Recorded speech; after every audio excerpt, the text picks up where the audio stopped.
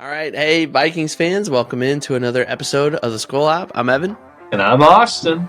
We're just a couple of dudes from Iowa. We like drinking beer, talking about the Vikings.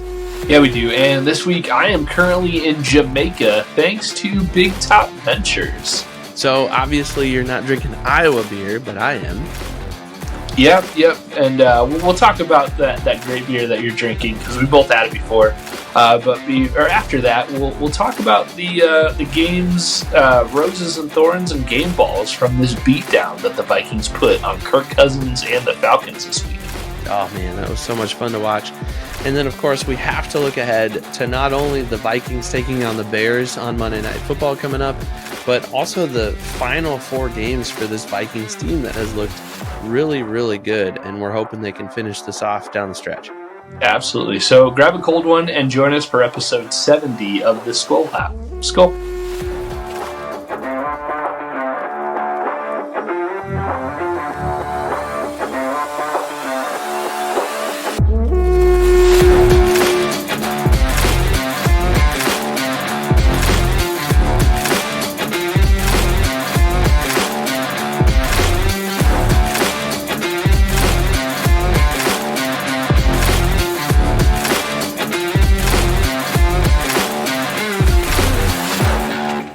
Want to give a quick shout out to show sponsor Big Top Ventures. I'm actually in Jamaica right now thanks to Big Top Ventures. If you too want to go to a Mexican or Jamaican all-inclusive, go ahead and send an email to Big Top Ventures and let them know that you want to book something. Their email is bigtopventuresllc@gmail.com. Evan's pointing right there. We're going to put it on the screen here. Again, that's bigtopventuresllc@gmail.com. Just let them know you want to book a trip to a Mexican or Jamaican all-inclusive, and they will hook you up. And not only will they give you all the details and all the information on that, but they'll give you the best price possible. And I'm here right now. I can attest. It's the best price possible, and man, it is beautiful here. So yeah, go ahead and check them out. bigtopventuresllc@gmail.com. Thanks, Big Top Ventures. Yeah, step right up to your next big adventure. And there you go. You're doing just that right now. That's pretty exciting. Absolutely. And I'm pretty jealous. I wish I could be there with you right now. But alas, I am not. And I'm here in our lovely Skolmand studio. Yep. A lot colder where you are right now, isn't it? Yeah, it actually wasn't too bad for, the first couple of weeks of December in Iowa. It was about 50 degrees this weekend, which was nice. There you go. So can't complain about the weather here, but definitely warmer where you are for sure. Yeah. Well, since you're not in the States, you probably weren't able to smuggle some Iowa beer into your location, I'm guessing. No, so I could have probably figured it out. I might have been able to do the research and figure out how to bring a can or two of some beautiful, wonderful Iowa brewed beer, but it seemed like too much of a hassle. So currently, I'm kind of stuck with my what I've got here in Jamaica, but it's not too bad here. But I think don't you have some good Iowa brewed beer? Yeah, so I picked some up this afternoon. And I'm pretty excited about this. It's really good. And from what I understand, you've tried this before. I poured this up while we were talking a little bit ago, but this is really local. It's from Twin Span Brewing here in Bettendorf, Iowa. And it's their Cherry Pylon, and it's their pastry red ale. And I saw it on the shelf. I haven't seen Twin Span on the shelf, and I don't think we've had Twin Span on the show at all. So this may be a Skol Hop first, having some Twin Span beer. But you said that you had this beer not too long ago. Your wife put this in your beer advent calendar for this year. Is that correct? Yeah. So if longtime Skol Hop listeners will remember that 2023, last year, my wife, she's done this for years now, but my wife last year made me an advent calendar for beers. So every day I had a new beer. And like she did last year, she did this again this year. And Miranda put, 24 beers into my advent calendar. And the Cherry Pylon from Twin Span, was like my second or third day of my beer advent calendar. Oh, no. So I had that pretty recently. And she has said before, and I think I said this in all my videos that I did on TikTok last year, going over the advent calendar, that she has said she likes to get beers that, obviously beers she knows I'll like, but sometimes she'll throw in a beer in there that she's not sure if I've had before. Maybe it's a little out of my comfort zone. And this Cherry Pylon is definitely one of those that she thought might have been one that I hadn't had before. And she's right. Before that, I hadn't had it before, and I really enjoyed it. It was like a nice cherry with a little bit of graham cracker taste on the end there. Yeah. I enjoyed it a lot. And at, 6.5%? Definitely held its own. What do you think? Yeah, I'm really enjoying it so far. About halfway in right now, maybe a third of the way in. And yeah, you can definitely see the red color. And so that's where it gets its red name. You can definitely taste the cherry, but it's not like overwhelmingly cherry. Like when I first picked it up off the shelf and started looking at it, I'm like, man, this is going to be like super cherry in your face. I'm not going to like it. And I'm not like opposed to cherry, but I don't want a beer that's just going to be like smack you in the face with cherries kind of thing. So I was a little leery, but I was like, you know what? We'll give it a try. I like reds and we'll see. And I like Twin Span. Twin Span's really good. So yeah, Twin Span, you got a good one here. This is great. And yeah, I might have to save you one or two and we can have one together whenever you're back country. Yeah, I'd definitely be okay with that. Yeah, that Cherry Pylon, it's not like a fruity sour or anything like that. It's got a nice hint of cherry and like that really good grounding graham cracker flavor base to it. It's a really nice beer. I enjoyed it a lot, and I would gladly have more of those. So, I mean, if you can, I wouldn't be mad if you saved one or two of those for me. Yeah, it does say on the can, it says filled with graham crackers, vanilla, and Door County cherries. So the cherries are actually from Wisconsin, but the beer is brewed right here in Bettendorf. But man, you can taste the vanilla and graham cracker too, and I think that's kind of what mellows it out for me is the graham cracker and vanilla. If that weren't in there, this would not be something that I enjoy. So it's a very easy drinking, very delightful cherry red ale from Twin Span. Yeah. So yeah, good job, Twin Span. Thank you for making such a great beer. I feel like we need a Skol virtually. Skol. All right. Well, we have a heck of a game to talk about, my friend. Holy cow, the Vikings with this statement victory over the Falcons, 42-21, with Kirk Cousins coming back to US Bank Stadium for the first time since his departure in spring free agency. So that was a fun game to watch. Were you? I know you were traveling as the game was happening, but were you able to watch some or all of the game? So I'm in Jamaica right now, obviously, and so I was on the airplane, and the plane landed right as halftime began. So I got to watch the first half fully on the plane on my iPhone screen with my buddy right next to me. So I didn't get to watch at all the second half. I was only able to see highlights of that. But for the second half, the resort I'm at is like an hour or two away from the hotel. So just the way it worked out, I could only follow the second half on Twitter and through the ESPN, just that Gamecast feature that they have on their app. But I was still super excited to follow every play. The first half, I mean, if you remember, I'm pretty sure they were tied. Was it 21-all at the end of the half? Yeah. And then just things took off from there. I think Brian Asamoah had that forced fumble, which CJ Ham recovered on the kickoff return in the second half, and that just blew things wide open. And from there, it was exciting. Maybe the most exciting game of the season. Definitely the first. I think Dustin Baker tweeted, it was the first time the Vikings have scored 40 points in a game, 40-plus points in a game in 5 years, which is... I saw that. I mean, that's surprising.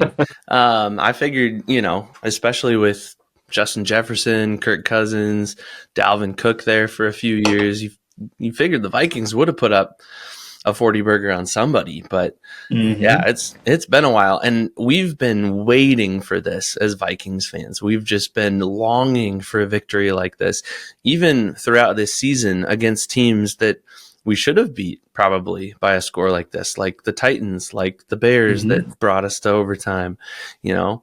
But I don't know. I think it was pretty sweet that it happened against Kirk Cousins upon his return to US Bank Stadium in an opposing team's uniform. That was good. Absolutely. And to kind of skip forward to the end, one of the big things that was always said about Kirk Cousins is, he's just a garbage time quarterback. And lo and behold, towards the end of the game, the Falcons were knocking on the end zone's doorstep right at the end of the game. And I think I saw it on Twitter a couple of times, like, for the love, if the Vikings allow a garbage time touchdown to Kirk Cousins, that'll be the most Vikings thing ever. But they didn't. I guess Kyle Pitts just didn't want that to happen. So Kirk Cousins did not score a garbage time touchdown. Cousins has had a pretty rough 4 or 5 games. Oh, yeah. And on the exact opposite of that, Sam Darnold, ever since, what was it, the Jaguars game? The Jag Sam game, Darnold yeah. has looked elite.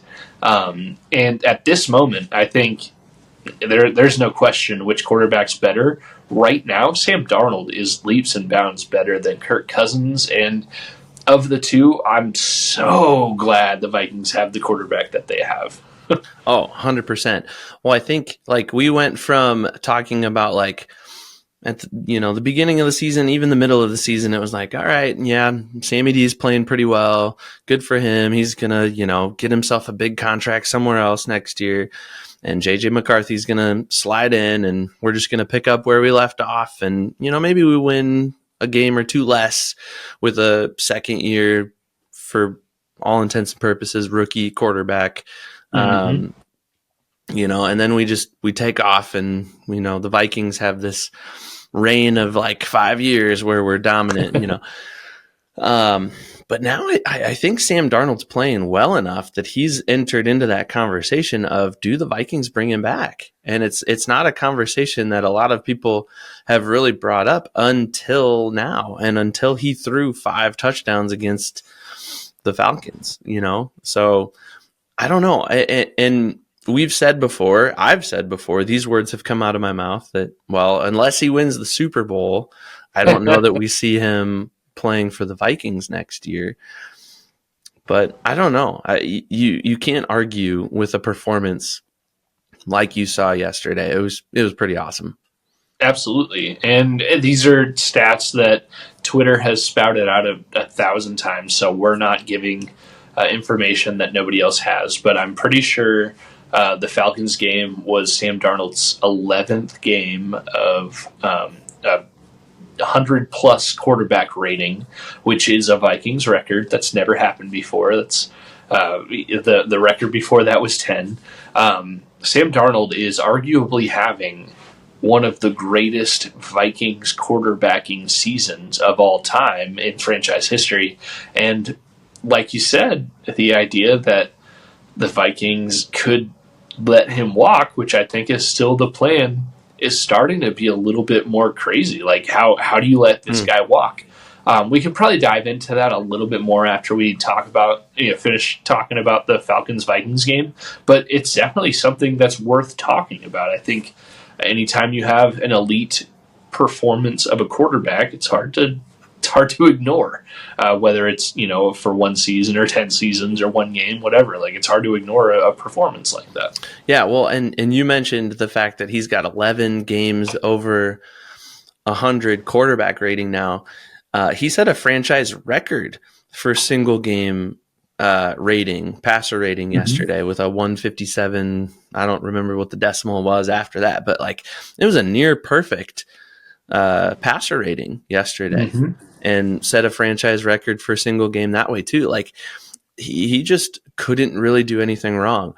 I would like to point out, and sometimes, actually, a lot of the time when we talk on this show, I'm wrong about my predictions and my takes. And I'm comfortable being wrong, and we say this all the time. We're just a couple of dudes, and we just sit around Yep. and talk about the Vikings, and we don't claim to have any of these like inside scoops or anything like that. We enjoy drinking beer and talking about the Vikings, and that's the nature of what we do. But I did say last week, my updated prediction going into this Falcons game was a 35-21 Vikings victory. And I said, I think in the first half, it'll be close. I think Kirk Cousins will play well enough to keep the Falcons in it. And then in the second half, the Vikings will figure it out. They'll put their foot on the gas, and it's going to be all Vikings in the second half. And even in the third quarter, it wasn't really all Vikings. They kind of went back and forth, and it kind of seemed like the Falcons were in it. And then the fourth quarter, holy buckets, it was just 3 straight touchdowns for the Vikings to put this thing away. It was awesome. They scored 21 points in the fourth quarter alone.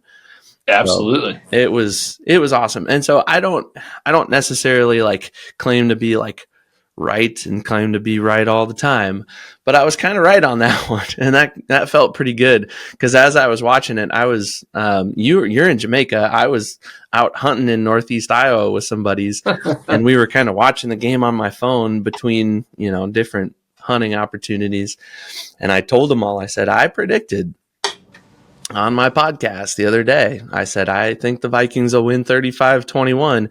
And that was when the score was 35-21 exactly. And then they scored that last touchdown. Was that the rushing touchdown? Was that Aaron Jones?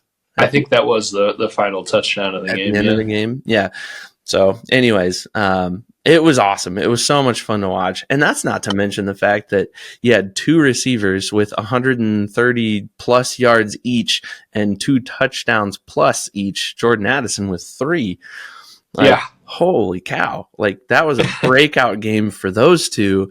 And there's all sorts of comparisons being made, to the Chris Carter, Randy Moss days.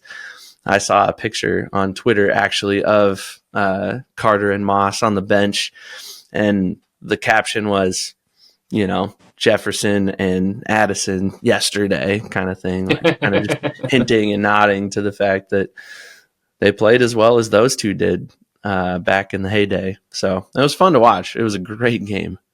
Yeah, maybe the most fun game of the season. I'm really disappointed that I missed out on the second half, but at least I got to watch the highlights. Another prediction by one of us that, my prediction, you were right on your prediction, although you were kind of wrong because you said, 35-21. It was better than that. I had preseason predicted the Vikings to win, 11 games, and hey, they already hit that. So I'm hoping I'm wrong in my prediction now. I think we both hope I'm wrong in my prediction now, and they keep winning. I think I said this last week with Dustin Baker and Yannick Eckhart. I said, like, you could kind of go through every combination of wins and losses for the Vikings through the rest of the season and kind of be like, yeah, I could see that. Yeah, they could win out. Yeah, they could lose out. Yeah, they could win this and lose the rest. Like, you could go through every single combination of wins and losses throughout the final 5 games of the season and be like, yeah, I could see that happening. And I still think that's true. But yeah, at this point, winning only 11 games in the season kind of seems like it would be a letdown. Like, they're definitely going to win a few more games. Yeah, and I'm here for it. I really don't know that losing out is a viable possibility at this point. I just don't foresee the Vikings dropping 4 games in a row. They haven't done that yet this season. They've only dropped 2 games total, and those 2 games happened back to back.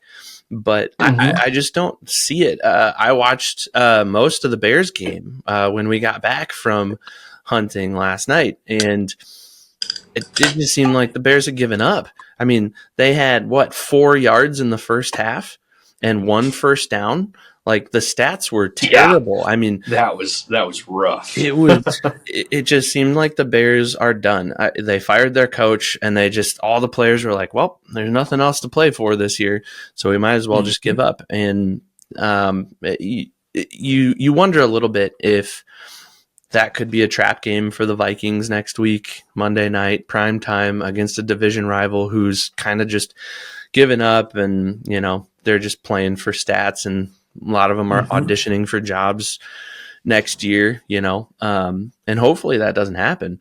But I just don't foresee the Vikings dropping 4 total. I'm not going to say that they're not going to lose again. I definitely think that's a possibility, but I think it's still very much within the realm of possibility that the Vikings and the Lions are playing for that number 1 seed in Week 18. Yeah. Well, and the most important thing right now is playoffs. And I think I saw on Twitter, I hope I'm right about this, I might be wrong, but I think this is right. For the Vikings to, good grief, I keep burping. It's like you're doing the Sprite Challenge all over again. I know, right? For them to clinch a playoff spot, I believe all they have to do is win a game. Yep. I think it's something like any combination of one Vikings win or a Rams loss or something like that, and the Vikings clinch a playoff spot. And, I mean, okay, what do we got? 3-4 games left? Like, yeah, I think, like, they're going to win a game before the end of the season. Like, I don't know what ESPN has their statistical chance of making the playoffs at, but it's got to be something like 99%. Like, we are definitely looking at a playoff team for the Vikings. Now, is this crazy that this might be one of the first 11-win teams to not lead their division after week, 12 or whatever we are right now? Like, yeah. But, I mean, at this point, the Vikings are either going to luck into the number 1 seed, beat the Lions, have them the Lions lose a game or 2 here before the end of the season, and the Vikings will be the number 1 seed with the bye and home field advantage.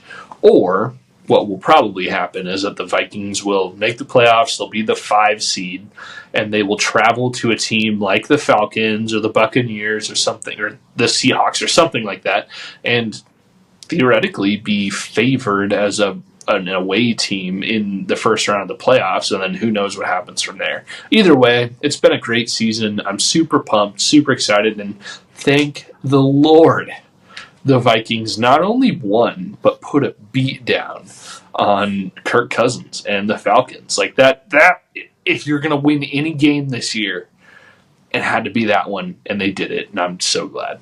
Yeah. Real quick on that note, I was a little disappointed that Vikings fans booed at the beginning of the game, but they died down pretty quickly, even though the Falcons scored first. That kind of quieted things down a little bit, and it was back and forth, for a while. Bijan Robinson could not be stopped, and Tyler Algier for that matter. They were running all over the number 1 rushing defense in the league. And we can get into that here in a minute when we get to Roses and Thorns. But that was definitely a little concerning that the Falcons were able to run that well on this defense. But I would also just add, as we're just kind of staring down the barrel of the final 4 games of the season, the Lions have a tough schedule ahead of them because they still have to play the Vikings. They still have to play the Packers, I'm pretty sure, in the final 4 games. And then the other 2 games they have are against the Bills this coming week. And the Bills are going to want to try to win this next game, especially with that really tough last-second loss against the Rams yesterday. Yeah. So, and despite the fact that they've already clinched, I think the Chiefs and the Bills are the only 2 teams that have clinched anything on the AFC side of things, and the Lions are the only team that have clinched on the NFC side of things. But you got to know that the Bills are going to want to come out and play tough, and they're going to want to beat the Lions, and we're going to be the biggest Bills fans this side of the Mississippi River. For sure. Any team that's playing against the Lions right now. Did you see the stat on Twitter today that the Vikings, Packers, and Lions have only each lost to teams other than the Vikings, Packers, and Lions 3 times once? Yeah. So total each team of those, won. Yeah. So of those 3 teams, there's only 3 losses between all of them outside of those 3 teams. So, I mean, it's a tough division like everybody kind of expected. It's just Nobody expected the Vikings to be in that part of the tough division of the NFC North.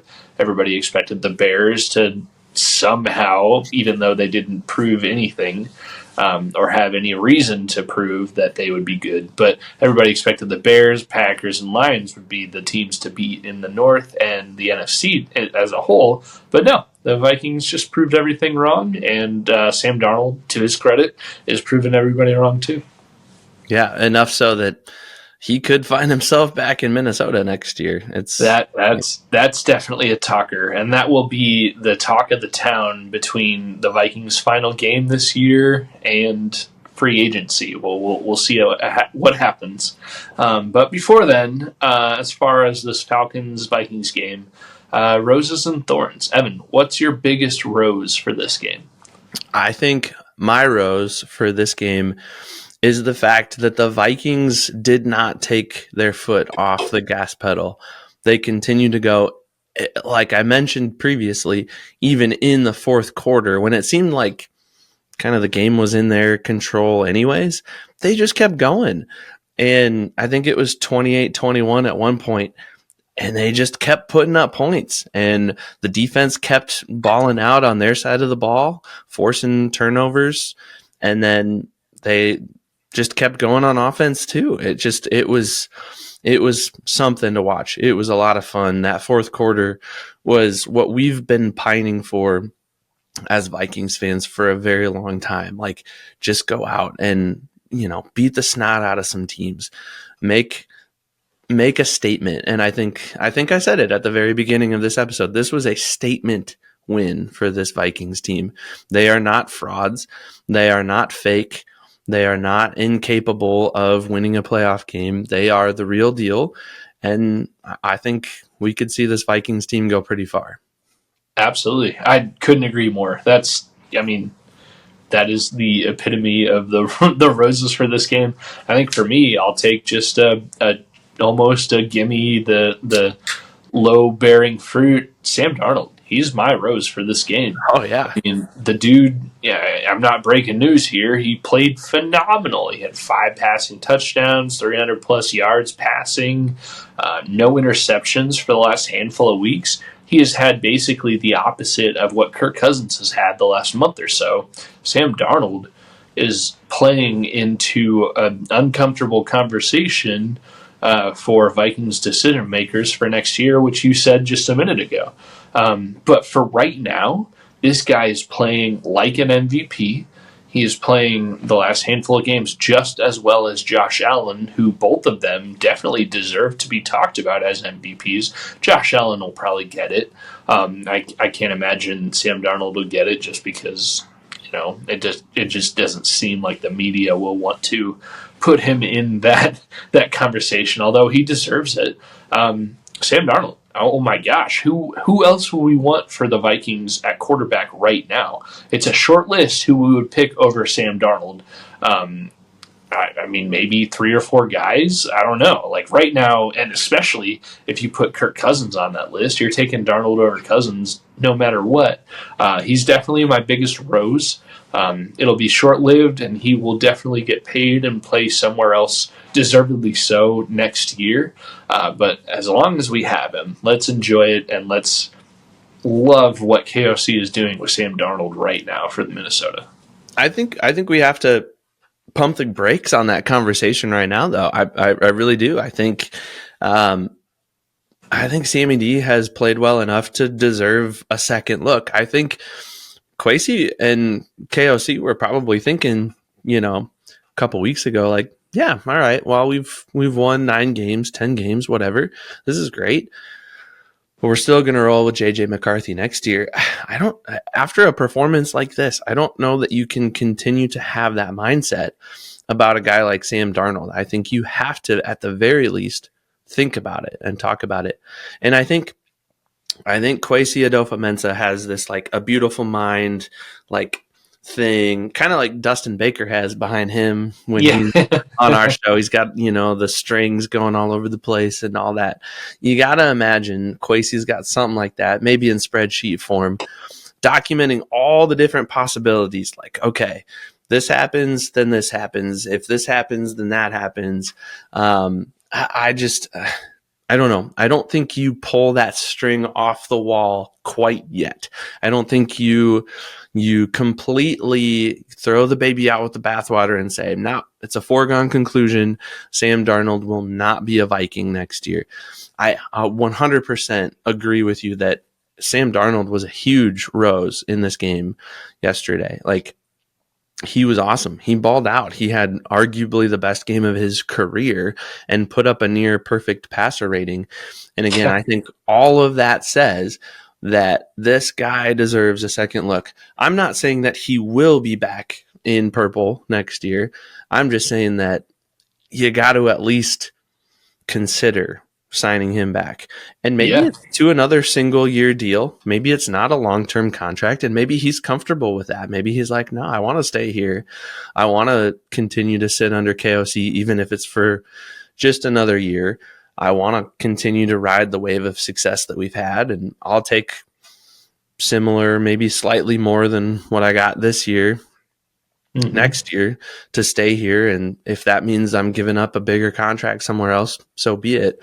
But I'm going to stay here and, stay consistent and keep the same people around me. Like, let's keep this thing going. I don't know. That's my hope. And that's my hope at this point. We'll just leave it at that. That's my hope. I think so far, and we're riding on the high of a 5 touchdown, career game from the guy. But I think so far this year has gone about as well as Sam Darnold and the Vikings have thought and hoped that it would go. I think everybody knew the situation even before Sam Darnold put pen to paper in March and signed with the Vikings. Darnold knew that the Vikings, with a top 11, top 10 pick, were going to draft a quarterback, and it's one of the first questions he got in a press conference as a Viking was like, what do you do? And he just basically answered the same way he would answer right now. Like, I'm grateful for the opportunity. I'm looking forward to doing as well as I can for however long I can. I think the Vikings couldn't have asked for better so far from their 1-year quarterback, and I think Sam Darnold couldn't have asked for better so far from this reviving career decision. And I think everybody knew this would be probably 1 year for Sam Darnold to hopefully launch his career and earn the opportunity to sign a bigger deal somewhere else. I think you're absolutely right. The Vikings would be crazy to not at least explore the idea of re-signing him, keeping him for 1, 2, 3, 4, however many years, just because he's having one of the best years of the franchise's history at quarterback. I would be shocked if KOC and Kwesi didn't have some kind of a plan moving forward to say, hey, Sam Darnold, we love and respect you. We're grateful for everything you did for the organization this year. We know you probably have better opportunities elsewhere, but here is what our deal for you would look like for next year. I'm sure they have something like that in mind. Maybe those conversations have already started happening, but they'd be crazy to not at least have something for the future in their minds. And don't forget, it would be a little far-fetched, but the franchise tag is always an option. I mean, you can always tag a guy, and it would probably be something like $35-40 million for next year for a quarterback. But I mean, if it's worth it to the Vikings to tag him for 1 year and kind of get some insurance above Daniel Jones and hoping that JJ McCarthy is good for 1 more year, I don't know. All things should be on the table, and KOC and Kwesi are smarter than we are, so they've already thought about all these things. Well, I think a tag makes a lot of sense for both parties. I think it's a win-win because obviously Sam Darnold gets a pay increase, and the Vikings have a little bit of insurance that he sticks around. But even if he doesn't, even if after they tag him, they move him on, isn't he guaranteed to make something significant, like something close to that 35-40 million? I mean, if you're tagged, it's a 1 year guarantee. Yeah. And it's like, if for a quarterback, it would be something in the area of like $40 million or something like that. So, And that's even if he's traded to a different team after he's been tagged by the Vikings, right? in theory, if the Vikings tag him, they would get, they could trade him at any point, and then if they traded him, the other team wouldn't have to sign him to a longer term deal. But if you traded for a franchise tagged player, you probably want to sign them longer term. So, I mean, every player wants a little bit more stability than the 1 year franchise tag. Because what if Sam Darnold just pulls a Teddy Bridgewater and his knee disintegrates? Like, it's not a lot of security, but it's a lot of money, especially for a quarterback for 1 year. So I don't know. And that's, I guess, the point I'm trying to make. Like, it's a win-win. It's a win for the Vikings because if he continues to play like he has and is not crippled with some sort of injury, then the Vikings get to keep this guy and hopefully get to keep a lot of this core group together, and keep rolling with the same success that they've found this year. Won 11 games with 4 games to go, which is pretty awesome. And if Sam Darnold leaves, finds a better spot somewhere else, he's probably almost guaranteed a long-term deal, and that's a win for him too. So I don't know. I definitely think there's a lot of different possibilities on the table with Sam Darnold specifically. I'm not going to get married to any sort of specific idea, because I did that with Kirk Cousins, and then I was really disappointed on this show openly when Kirk Cousins left. I really questioned that move by the organization, and I questioned signing Sam Darnold. And I was proven wrong in those things. And he's definitely come into this organization and played really, really well, which has been a breath of fresh air for a team that's longed for quality quarterback play that's consistent. And he hasn't been without his flaws. He's struggled, like we mentioned in the Jaguars game, but before that he played really well, and then after that he's played really well. He hasn't really slumped over long stretches of time, and like you mentioned previously, we've watched Kirk Cousins slump for 4 games now. I don't think he's thrown a touchdown in the last 3 or 4 games, and he's thrown a lot of interceptions in those games, including 2 against the Vikings. So, you look at what we gave up in this, huge paycheck that Kirk got to go to Atlanta, and the $10 million contract that the Vikings signed Sam Darnold to for this single year. And man, the Vikings are looking real good right now for making that move. And the Vikings are in such a better position going into the final stretch of the season. So absolutely.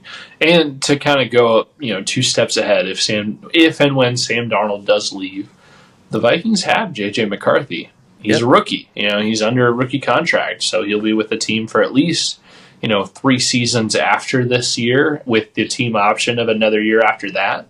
So 3 or 4 years after this year, assuming he's healthy. We've seen the physical talent that J.J. McCarthy has. I mean, he was a national champion, for goodness sake. And we're putting a lot of credit into Sam Darnold's resurrection to KOC for being like a quarterback whisperer. There's no telling, there's nothing saying that KOC can't also do that for really anybody. That's why if Darnold does move on, I think J.J. McCarthy is a fantastic option. He could be the franchise quarterback of the future. And then you also have that little bit of a wild card with Daniel Jones, who's currently on the practice squad and not signed after this year. But I don't know, unless a team offers him a big amount of money in free agency, the Vikings should have a good shot at signing him to be QB2 for next season, 2025. And then who knows, maybe he kind of has an also Sam Darnold resurrection of his career as QB2 and moves on from there. Yeah, for sure. Well, we spent a lot of time talking about that. There's so much more to talk about with this game. What's a thorn for you? What, if anything, was there anything that you were just kind of shaking your head about with this game? I mean, the first half, it was the same old, same old. The Vikings were playing to the level of their opponent, which was, that's been a thorn for me all year. Um, I mean, Kirk, while he had a decent amount of yards and a decent completion percentage, didn't have a touchdown all game. I think you alluded to it. He's got something like 0 touchdowns and like 7 or 8 interceptions in the last 4 games. So that's kind of an unended rose for the Vikings there, is that Kirk didn't blow him up. But for the Thorns, yeah, they just kind of started slow. There has every single game of the season, there has been a chunk of slowness or slumpiness or whatever you want to call it for the Vikings in all phases of the game. I think if you had to pick out the worst thing that happened in this Falcons-Vikings game, was that I think the one field goal attempt Will Reichard had, he missed in his first game back in, since being on an IR for a month. Granted, that was a 40-plus yard field goal, and it hit the pylon. So like it wasn't missed by much, but it was a miss. And after letting a heck of a kicker go to free agency for free, that's never one thing you want to see. Luckily, it wasn't even close to being a game decider or anything. But you hope Will Reichard's good and back fully. I think they said he's pain free, but honestly, that's just kind of nitpicking. It's hard to have too many thorns in a game where your team wins 42-21 or whatever it was. I mean, yeah, I think we're all sitting happy right now. Yeah, and it's hard to call any of the things that I'm about to say thorns, but they're definitely like they're things that coaches and players, I think, have to stay on top of in this closing stretch of the season. Offensive line struggled, I felt, in the first half. Sam Darnold got sacked 4 times throughout the stretch of the game. And despite the pressure that the Falcons defensive line was putting on him, Sam Darnold still balled out and had a great game, which was awesome. But and the Falcons pass rush has not been great this year. So 4 sacks is not that great. So that's a pretty solid thorn to bring up. Concerning that this offensive line, and specifically Garrett Bradbury, like he seemed to be the culprit a lot of the time when it came to allowing those defenders through. And I'm sure there were others. I think Blake Brandel was maybe guilty of a few of those pressures as well. But the offensive line has to find that next level. They got to find that ability to just dig deep and gut it out. And they've done a pretty good job throughout the season.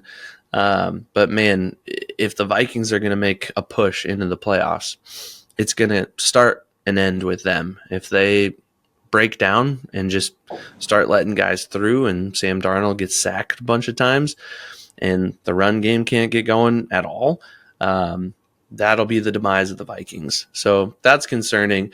Another thing, and this happened throughout the game, the only offense that the Falcons could generate was their rushing offense, really. Bijan Robinson, I don't know what he finished with in terms of yards, or Tyler Algier, but I know they finished with quite a bit. And that's against, coming into this game, the number 1 rushing defense in the league. The Vikings were the best rushing defense in the league, and they just kind of carved them up. And that was also kind of concerning a little bit as I was watching. I was just watching these big gash plays. Bijan Robinson getting these, big, 15, 20-yard rushes, and Tyler Algier getting some big first downs and some key moments that kept him in the game even into the third quarter. And it's like, come on. Like, we got to make these stops. We're better than this. Unfortunately, the fourth quarter happened, and it was all Vikings from there. So it was really a non-issue. And again, that's why this isn't necessarily like a big thorn. But again, if this team is going to go far in the playoffs, that's something that they will have to figure out as well. So those 2 things I think are fairly minor. They're not like super pokey thorns that are going to like leave a big gash in your skin as a Vikings fan. But they're things to keep an eye on. There are things to watch out for, and hopefully the coaching staff and the players themselves get those things figured out, and this team can make a big run. I would say an honorable mention for me. I've been a little long-winded here on No, the you're Thorn, good. but is the rushing game. It was tough for the Vikings to generate much of a rushing game. They ran the ball really well at the end of the game just to kind of seal the deal, which was great. But, I mean, you still haven't had a 100-yard rusher in a lot of games this year. I think Aaron Jones finished with, 75 yards or something like that? 73 this game, and that's with like a big 15-yard run towards the end of the game. Yeah. Although Cam Akers did put 50-ish up, 20, 30, 40, 50-ish up towards the end of the fourth quarter. So overall rushing, I think was combined horrible, they were over but 100 yards. Yeah, by committee they had over 100 yards, which is good. But I think that's just indicative of the game today. Like, the NFL is not ground and pound anymore. Even if you are the Baltimore Ravens and have Derrick Henry or whatever, like, that's just not the way the game goes anymore. All of the rule changes that have been made recently have been in favor of quarterbacks and or receivers. And I mean, the game is relying upon, do you have a good quarterback who can find your receivers, your tight ends, and your running backs that can come out of the backfield and make plays downfield?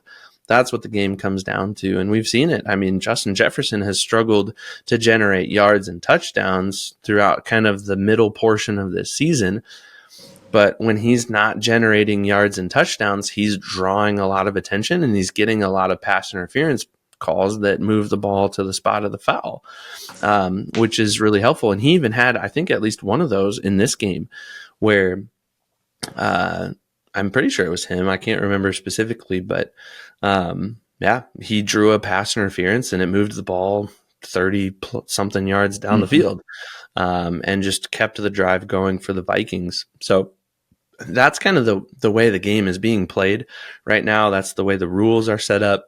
So it's hard to complain. It's, like I said, it's an honorable mention kind of thing for a Thorn.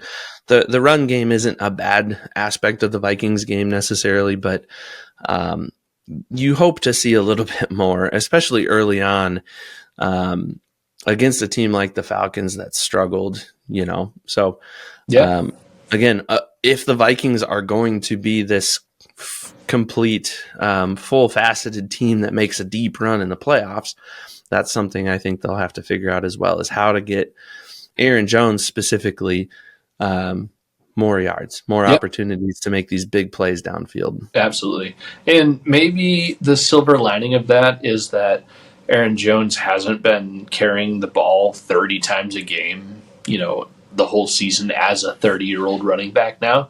So maybe he's a little bit fresher than he would be. And if anybody is primed for, a late season and or playoff explosion here, Aaron Jones could be primed for that. That's wishful thinking, and that's kind of just searching for a silver lining, but I guess it's there. You had an honorable mention, Thorn. I'm going to have also an honorable mention, Thorn. Just turnovers in general. One, yes, the offense and special teams has kind of negated the last handful of games. Really, the last month or so, we haven't seen too many Vikings turnovers to the other team. But on the other side of that double-edged sword is, while the defense has been playing amazing and it's really awesome to see multiple interceptions, fumble recoveries, forced fumbles, whatever, every game, it's not so awesome when you think about the fact that the Vikings have kind of relied on defensive turnovers to win games, especially when you think those aren't guaranteed. Like, you can't make sure that we're going to have a turnover for with the defense every week. And while it's fun and it's really nice as it's happening, you can't rely on it. You can't bank on it. And that's one of those things that I think back to the 2016 Vikings where they started off 5-0. A major reason for that 5-0 start and the demise afterwards was that in the beginning, the Vikings defense of that 5-0 start was turning the ball over and scoring. And then after that 5-0 start, like you always say, you can't rely on defensive turnovers consistently and defensive scores consistently. That kind of stopped, so the Vikings stopped winning. It's been a great season so far. I don't really see it ending very soon. I'd be shocked if the Vikings didn't win one playoff game at least, but you don't love to have to rely on defensive turnovers because you can't rely on those. They're not too reliable. Yeah, and I would definitely agree with you on that. I think there have been a few games, like I think about the Jaguars game, where the Vikings offense couldn't even put up a touchdown.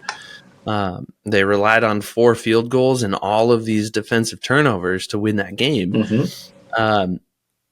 And then you have a game like this against the Falcons where the offense just grinds and the defense turns the ball over a few times. You have that amazing one-handed interception oh my gosh, by Byron Murphy. Which we could have a whole episode on ball placement after turnovers like that because it seems like it's not common sense to have to place the ball at the one. Anyways, keep going.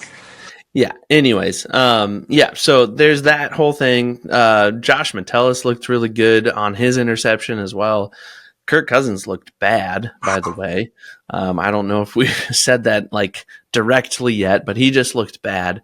But I think this team has definitely proven that it can excel in all facets of the game. It can excel defensively. They can turn the ball over and they can score defensive touchdowns. This team can run up the score offensively like they did against the Falcons, especially in the fourth quarter. And this special teams unit is something too. I mean, they brought in this replacement kicker and it was almost like they didn't skip a beat. It was just, Parker Romo, he's good. And Will Reichard came back and maybe it wasn't the greatest game of his career, but he still didn't miss an extra point. Yep. And it wasn't like the game came down to, are they going to need to kick a field goal to win it? Or will it come down to, did he make that previous field goal?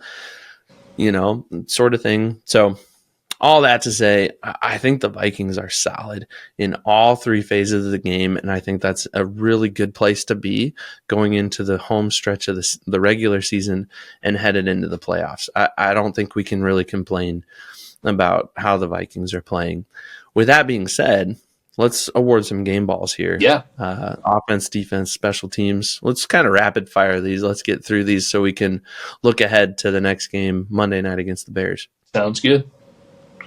You want to start? Offensive game ball? Yeah, offensive game ball for me. I mean, it's hard to beat. Sam Darnold, he's whatever we were complaining about a month ago seems to have figured it out. I think a big thing is that, he started off playing great. He was trusting KOC at the beginning of the year and just, threw the ball when KOC said to throw the ball and just was kind of playing as a robot. And then he kind of got some more leeway and some more, autonomy, and it kind of slipped up a little bit and he wasn't playing as great. And then he really started to force it to Justin Jefferson and, wasn't making the greatest decisions and he started looking terrible. But now he seems to have figured that out. You're seeing obvious plays where, a month ago he would have thrown a forced interception. Now he's tucking it and either taking a 1 or 2 yard sack or running it for 1 to 10 yards, So I think just his progression in the season, you can clearly see a difference in his decision making. And that was very evident, if only for, if nothing else, for the first half in the Falcons game. But for the Falcons game, offensive game ball, Sam Darnold, he's earned it. He deserves it. And so far, he needs to get every award he can earn at this point. I can't disagree with that at all. I'm going to go with the two receivers that both had 130 plus yards, 2+ touchdowns each. Jefferson and Addison. They both had a touchdown each where they made defenders look like absolute fools. They Justin just fell Jefferson down. more Yeah. so than Addison. Like the one touchdown that Jefferson had, the long touchdown that Justin Jefferson had, the defender was like 10 yards away from him before he even caught the ball. And I saw a whole bunch of stuff on Vikings Twitter that was making fun of him. Like, this was before the ball was even caught. And then once the ball was caught, the dude made the spin move the wrong way, and Justin Jefferson just like walked into the end zone. It was hilarious. It kind of reminded me of his first ever touchdown where he literally made two defenders like run into each other and then he just walked into the end zone. It was kind of reminiscent of that. Yep. But that was awesome. And then Jordan Addison had one where Sam Darnold was scrambling quite a bit. He got out of the pressure, found Addison, and Addison had to kind of come back. I think he was double teamed at that point. He came back towards the ball, and as he was doing so, he kind of moved the other way, and the defenders went the other way, and he had an easy route to the end zone. It was awesome. So both of those guys just played phenomenal games. I can't just pick one of them. I can't say one of them had a better game than the other. I think they both played great, and it kind of proved the Vikings have the best 1-2 combo wide receivers in the league, I think, right now. Yeah, if only for last week, if nothing else, you can't argue with that at all. I do want to point out, with 4 games left in the season, regular season, Jordan Addison has 708 receiving yards already. So it's not insane to think that he could cross that 1,000-yard mark for the first time in his career. Last year he had something like 900 and something yards receiving. Both Addison and Jefferson currently have 7 receiving touchdowns right now. I think Addison has 1 or 2 rushing touchdowns too, so that's pretty cool. Definitely at least one. Obviously, Justin Jefferson has 1,170 yards receiving right now. So it probably won't happen because it's a 300 yards in 4 games is not the easiest thing in the world to get, but it's not insane to think that the Vikings could have 2 1,000-yard receiving wide receivers by the end of the season. We're only less than 300 yards away from that. And you know what they say about having 2,000-yard receivers? You got to have a good quarterback throwing to There them. you go. Yeah. We're going to have a lot of conversations about what to do with Sam Darnold after this is done, because I don't think there is a right answer at this moment. All right, we said we'd be rapid fire, but we've been a little long-winded here. My bad. Defensive game ball. I think I know what you're going to say, but you might surprise me. What do you think for defensive game ball? Oh, man, there's actually a lot of options here. Defensive game ball, I'm going to go a little outside the box. I think Jalen Redmond. That's what I thought you were going to say. Really? Okay. So he's by no means the highest performing, the best athlete on the team. That probably goes to somebody like Harrison Smith or Blake Cashman or Van Ginkel or Cam Bynum. There's a lot of great guys on this defense. But Jalen Redmond, he's technically a rookie, I think. If not a rookie, then very inexperienced as far as his total career. Guy was playing in the XFL last year, and really all season, he's kind of flashed every once in a while, but the last 2 games specifically, in limited availability, he has flashed, and he has made a couple of big plays each game to the point that he officially, from KOC, against who was it last week? He got a game ball last week from KOC officially. This week, I don't know against the Falcons if he officially got one, but he definitely deserved one. For me, he gets my defensive game ball. He could be a valuable piece of the Vikings defense for years to come. Yeah, he definitely had a coming out party this game specifically, but it kind of gave us a little teaser last week against the Cardinals. But I think this Falcons game was kind of Jalen Redmond's on the map Mm-hmm. now, and other teams have to be on the lookout for him. I knew you were going to pick him because of that. I'm not surprised at all, and I was prepared. But I'm going to take another easy one here, just because I'm going to go with Byron Murphy. Yeah. Like, you can't go wrong with that. That one-handed interception, he hauls that in, and I know the field position afterwards was a little goofy, whatever. But man, that guy, he's got what, 6 or 7 picks on the year? I believe 7. 7 picks on the year. That's crazy. That's phenomenal. You talk about a dude on the defensive side of the ball. I mean, we spent a ton of time talking about Sam Darnold at the beginning of this episode, talking about how he's earned himself a big paycheck next year.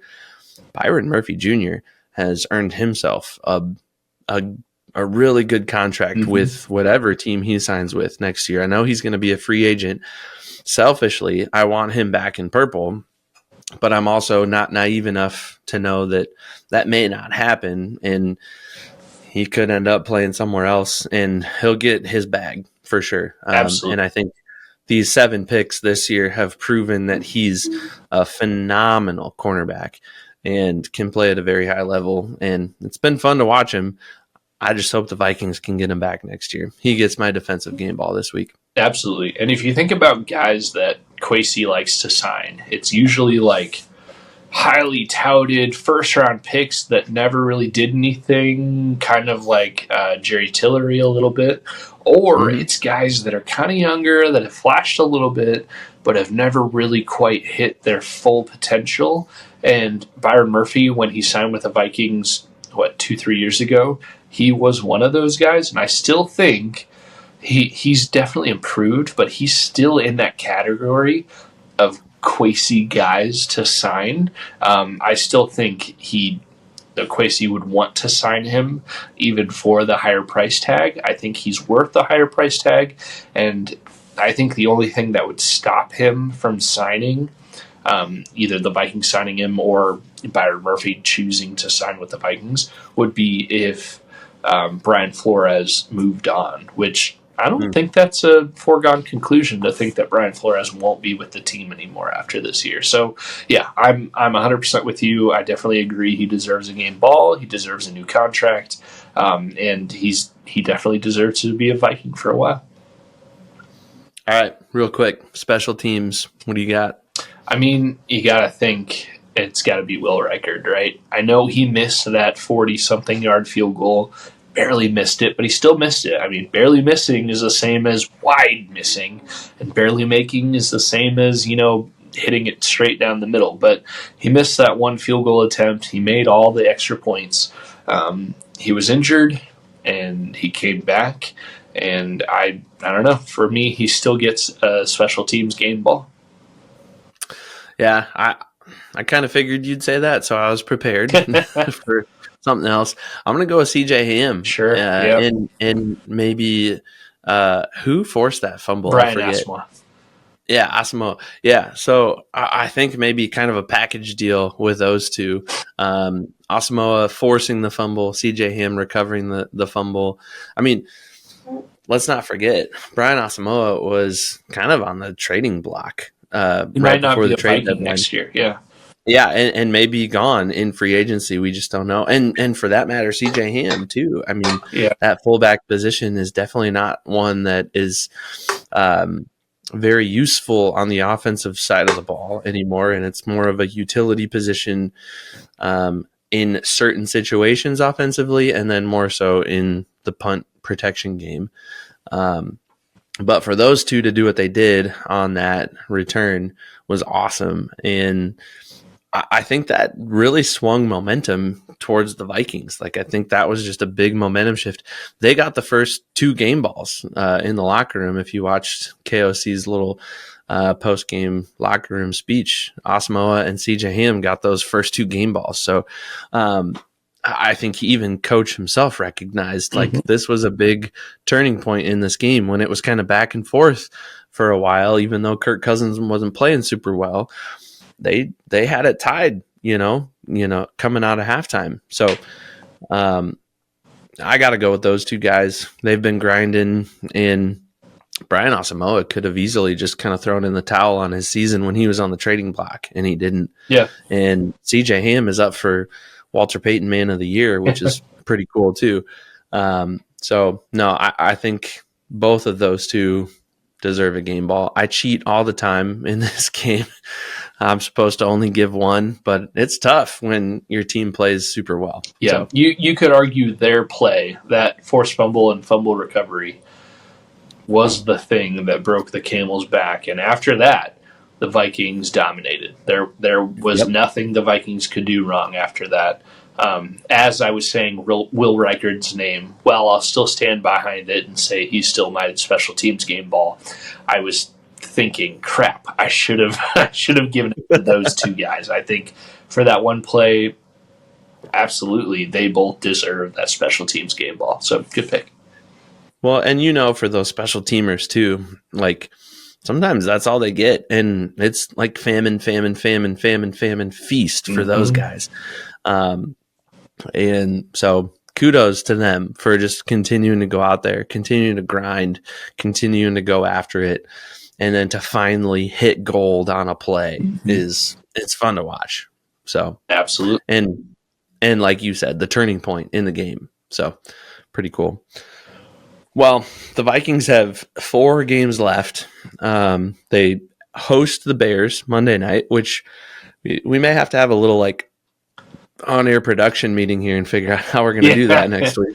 Yeah, because we record our podcast on Monday nights. The the Bengals Cowboys game is happening right now. It's fourth quarter and they're tied 20-20. So literally a week from now, we'll be watching the Vikings Bears game. So yeah. We will be watching that game without a shadow of a doubt. We'll have to figure out, maybe we live stream that and then podcast it the week after or the day after, or we kind of do some combination of both. I don't know. We'll figure that out. But that game kicks off the final 4 games of the season. That game's at home. And then the Vikings travel to Seattle before coming home to host the Packers, and then finally traveling to Detroit for that final game of the season, which I said, and I still very much believe, could be the deciding factor in the NFC. That could decide the 1 seed. I think all scenarios are on the table at this point, and that's very much one of them. The Vikings could be playing for that number 1 seed when they go to Ford Field in Week 18. But we're not going to get that far ahead yet. Let's talk about this Bears game. I kind of mentioned it previously, but your thoughts on this Bears game against the Niners? I felt like the Bears just kind of gave up. I mean, you don't gain 1 first down and 4 yards in a half. Yeah. If you haven't given up. And that's kind of what it seemed like to me in the first half of this Bears game yesterday. It definitely seems like, and this probably isn't fair to the Bears or their fans, but it seems like it's a cluster there in Chicago right now. Their current interim head coach was once their passing game coordinator just really a handful of weeks ago. Their quarterback is probably there's probably way too much being put on Caleb Williams' shoulders right now. And maybe one of those like, hey, let's just get through the rest of the season.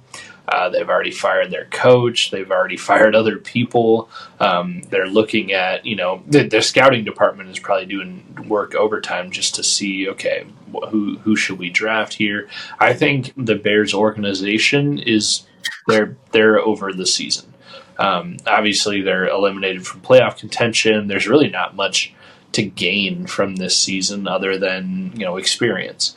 All that to say, I mean, they're still going to be playing football. Like, they're still going to try to win. There's nothing that they gain from, draft spots they would gain from losing a game. But at this point, it's one of those, like, why would they try to lose? Anybody who's playing is trying to put tape out there for other teams or save their job with the Bears, or the coach could even be trying to save his job with the Bears. So there's a lot of reasons for people in Chicago to perform well, so you can't look over those things. That being said, I think the Vikings are a little bit more well put together, top to bottom, organization wise, coaching, players, everything.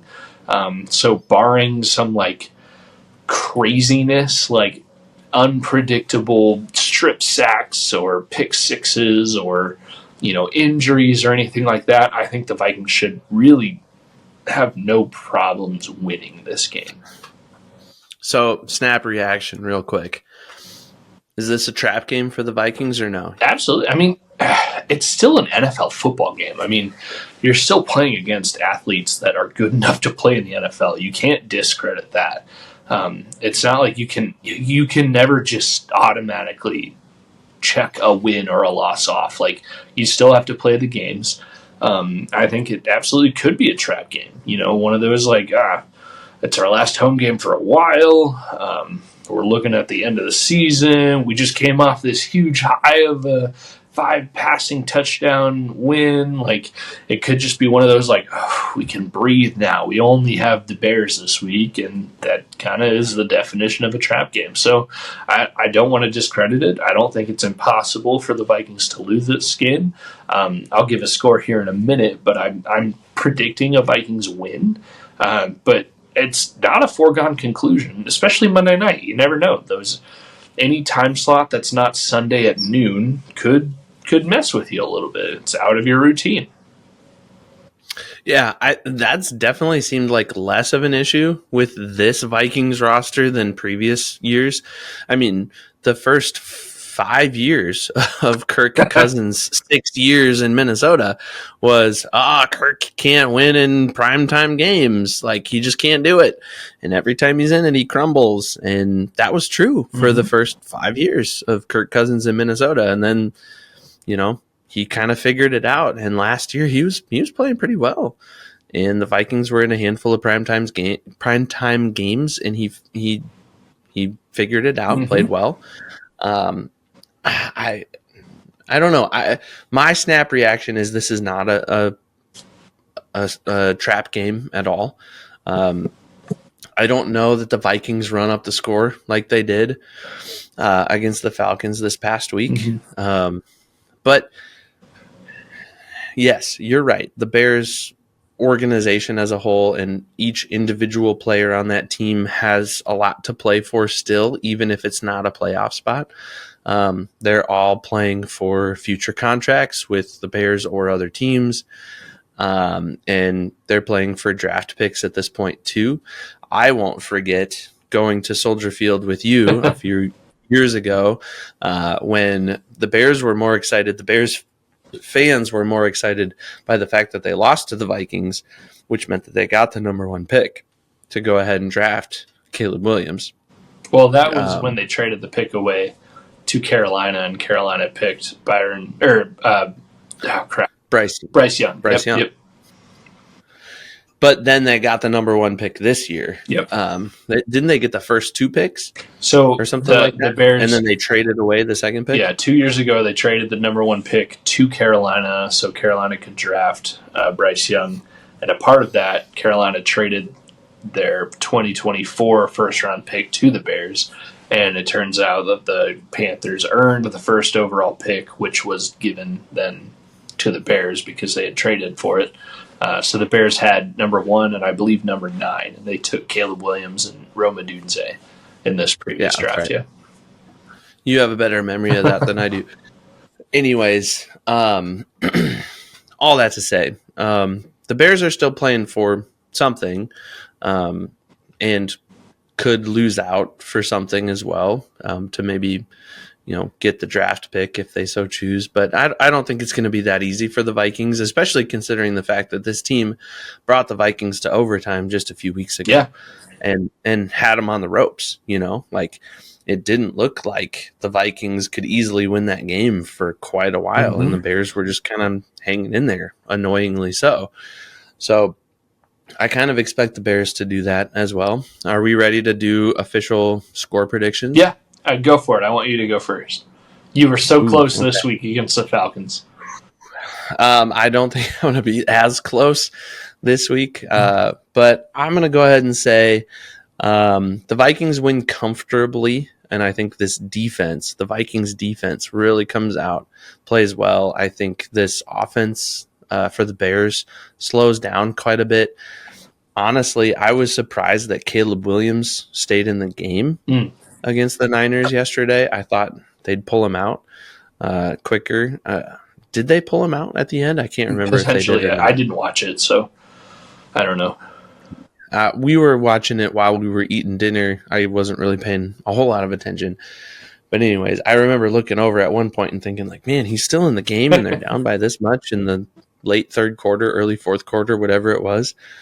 Anyways, I think the Vikings will be comfortably in the lead by the late third quarter, early fourth quarter. I think it's probably like 28-7 or 28-10.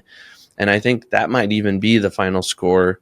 I think the offense does enough to put it away, maybe even so early on. Mm-hmm. And then the Bears just struggle to catch up. The Bears offense looked awful against the Niners. And I think the Vikings are and have proven to be the better team, a more complete team than the Niners. And they beat the Niners earlier this season. So, yeah, I don't think the Vikings have any troubles with the Bears this week. I don't think they really struggle with that team this week. No, I genuinely think it'll be something like 35-3 or like 35-7 or 28-0. It'll be a beatdown. I think. I think the only reason it wouldn't is if there's some like crazy injury or like a couple of like insane interceptions or weird fumbles or something. I don't think the Bears are going to outcoach the Vikings this week. I think their only chance for winning is to have some, craziness happen and some backyard football stuff happen that nobody can control. I genuinely think this will be a beatdown for the Vikings, and to the point that the Vikings will get big heads and maybe turn the next few games into trap games because they're super into themselves. But yeah, I think Monday night against the Bears, it would take some craziness. I think the Vikings have this game pretty handedly. All right, so real quick, let's make this 30 seconds or less. Final record predictions for the Vikings. What do you got? All right, let me pull up their schedule really quick. Bears, Seahawks, Packers, Lions. Win 4-0. I've got them at 4-0. I think okay. Realistically, 3-1. I think they'll drop one of those. Probably the Lions game, but it could be any of them. I don't know. I'm 3-1, and that's only 14-3. Yeah. Yeah, and it could easily be, 15-2 and 4-0 in the last 3 games or 4 games of the season. But all right, we'll just to be safe, 14-3 for me. All right, I'm going to say they actually dropped 2 of these. I hope that's not the case. But you don't ride 6-game, 7-game, 8-game win streaks like this in this league. Like that's pretty uncalled for. The Lions are an anomaly. The Chiefs are an anomaly right now, winning as many games in a row as they have. And to be fair, the Vikings with a 6-game win streak after losing 2 are kind of an anomaly as well. You don't do that in this league. I think they finish with 13 wins, 13-4, I think is their final record. At this point, I know I predicted a lot fewer wins at the beginning of the season, but there were a whole lot of unknowns, and I was probably licking my wounds a little bit from Kirk Cousins leaving and Sam Darnold being signed. But man, it's been fun to see how this team has blossomed into its fullest potential. But I still think, this is the NFL, and every team that the Vikings play from now until the end, maybe with the exception of the Bears, has a lot to play for. The Seahawks have a lot to play for. The NFC West is still very much wide open. The Packers are still fighting for a wild card spot at this point, even though they're in 3rd place in the NFC North, which is wild. And Detroit is going to show up to that Week 18 matchup ready to ball out, and they're not going to lay down easily. I don't think, unless that number 1 seed is like comfortably theirs, I don't think Dan Campbell's going to let off the gas at all in that Absolutely. game. So I don't know what 2 games those are. I know the Vikings struggle historically going west, so I could see that being an issue. And I could see either the Packers or the Lions giving the Vikings some fits. But we watched those 2 teams play Thursday this week, and they struggled against each other. They both showed signs of weakness against each other. Yep. So I think we were all kind of hoping that game could have ended in a tie or something. Unfortunately, it didn't, and the Lions got the dub there. But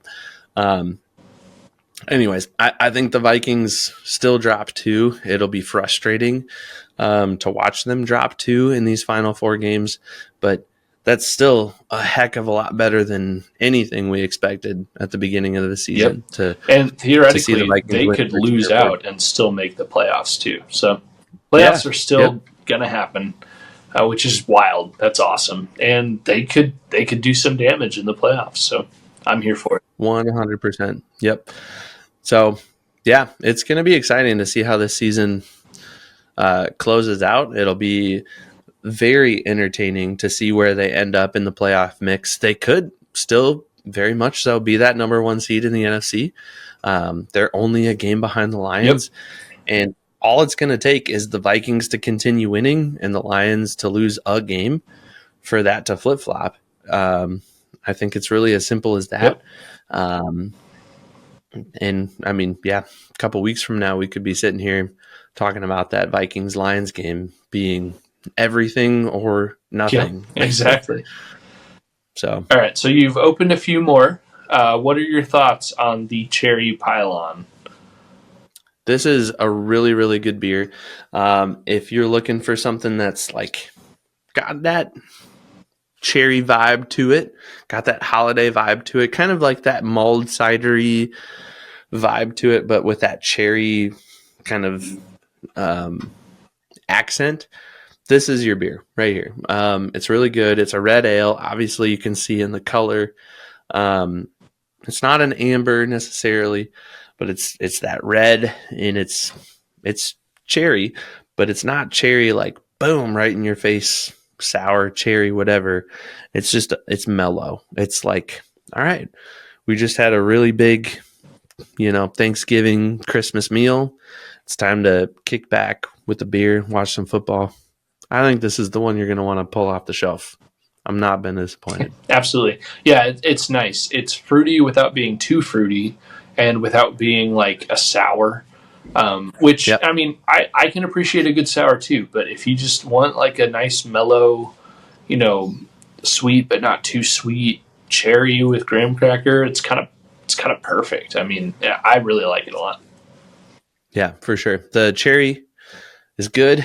The graham cracker and vanilla make it palatable for me. What about you? Red Stripe? Is it? I mean, I don't know if I've ever had a Red Stripe outside of the last couple of days in Jamaica here. Yeah, it's a nice light lager. I mean, nothing to complain. I wouldn't travel specifically for it, but I'm not mad that it's the beer that I have here. So, you can get it here in the States too. Yeah. But if you ever find yourself in Jamaica, maybe via Big Top Ventures, you can at least have yourself a nice Red Stripe. There's also a Red Stripe Light too, which I haven't tried yet, but I'm sure it's just as good. So, yeah, solid beer. Good stuff. Well, I'm looking forward to being back here together next week to hopefully talk about a Vikings win against the Bears, and look ahead to the Vikings traveling west to Seattle. But until then, where can people find us? Just check out our website, theskullhop.com. That's our website. If you want to send us an email, it's theskullhop@gmail.com. Outside of that, we are on all of the socials, everywhere you can think a social media account should be. Twitter or X or whatever, Facebook, Instagram, Blue Sky, TikTok. Where else are we? We're just, I think I already said Instagram. I guess not Threads right now, but we're everywhere. Also, if you want to see us in person, check out the Manstream's. It's the Manstream podcast. They're putting on a live event in January. What's the brewery again that we're going to be at? Yeah, so I actually just went there kind of on my way to this hunting trip that I went on with some buddies. We stopped through Bellevue, Iowa. It's right on the Mississippi, pretty close to Dubuque, Iowa, if you're familiar with that area. But Bellevue, Iowa, River Ridge Brewery, right on the river there in Bellevue. Beautiful spot, really cool, kind of like I think they told me the building was built in like the 1800s, Wow. the late 1800s. Historic building overlooking the Mississippi River. And their beer is phenomenal. I don't think they really distribute a whole lot out of that region. But I told them, I said, I'm going to be driving through that area anyways, and I'm willing to make a little bit of a detour to get over there. And they were like, yeah, come on over. So I did, and I was not disappointed at all. Looking forward to being back up there in January. And hopefully the Vikings are still playing at that point. I think that's the weekend that we're supposed to be up there is divisional round weekend. Ooh, yeah. So that could be an exciting day. So yeah, we'll be a part of their On Tap live event in January. So check that out. We've shared that information on socials as well. Also, like I said, check out the Manstream podcast. They're pretty good guys. Other than that, just check out all our socials. I think we're still up for it. If you send us an email, we will send you a Skol Hop sticker. We've got a couple varieties of them, and we'll send it to you. So shoot us an email. If you are watching on YouTube or Spotify, the video version, you just saw Evan kind of show off one of our stickers. So yeah, check us out there too, YouTube and Spotify. We not only audio record, but this is a video podcast as well. So check us out there. Ooh, we've got quite a few. Yeah, Evan is showing off the other sticker version. We've got, 2 or 3 or 4 different versions of the stickers. So yeah, let us know. Send us an email. Sounds great. Until next time, Skol.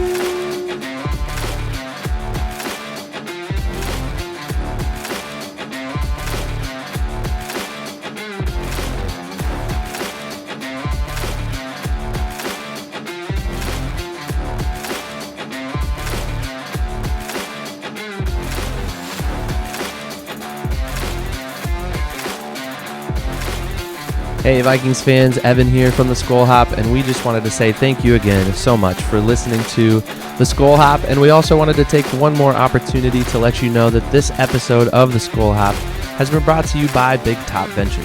If you're considering taking an all-inclusive trip to either Mexico or Jamaica, reach out to our friends at Big Top Ventures at bigtopventuresllc@gmail.com. Once again, that's bigtopventuresllc@gmail.com.